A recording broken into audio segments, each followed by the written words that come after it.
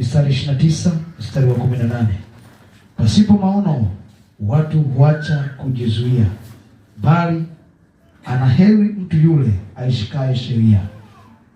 Tuseme wote, bali anaheri mtu yule ashikaye sheria.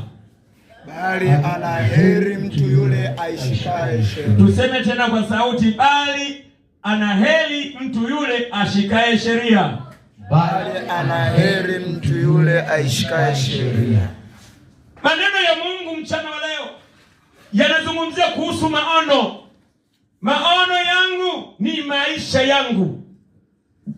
Biblia inasema pasipo maono watu wanashindwa kujizuia. Kwa nini? Wanaenda pasipo utaratibu. Pasipo maono mtu anakwenda bila nini? Utaratibu. Anakwenda holela holela. Kule kwetu kuna msemo mmoja anasema pongo selina. Kuna mtu mmoja ambaye alikuwa yeye yuko tu, hakieleweke anafanya kile anachokifanya hata mwenyewe hakijui. Kwa hiyo Wamanda wanasema pongo selina, hazimu, zikipungua huku. Kwa hiyo hata namna ya maisha yako utayapeleka holela holela, hovyo hovyo. Jamani, amina. Lakini ukiwa na maono utakaa kwenye utaratibu. Ukiwa na maono utayatamia kama kuku anavyotamia mayai, akijua kwamba vifaranga vitatokea. Jamani, haleluya, tuko pamoja. Maono ni nini?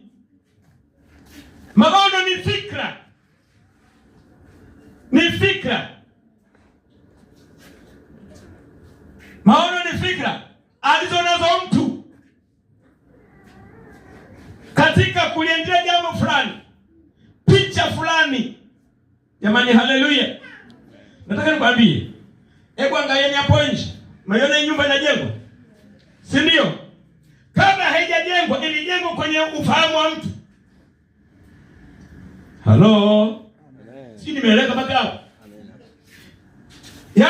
Hii nyumba sinajengwa kabla haijajengwa, kabla haujawekwa mchoro. Huo mchoro ulikuwa kwenye nini? Kwenye ufahamu wa mtu, kwamba mimi nitakaa kwenye nyumba ya ghorofa. Hii nyumba itakuwa na vyumba kadhaa. Hii nyumba itakuwa hivi na hivi. Baada ya hapo inaletwa kwenye mchoro. Ikishaletwa kwenye mchoro unafanyiwa mahesabu yote kamili. Yakishafanyiwa mahesabu ni kwamba mchanga utagharimu kiasi gani, tofali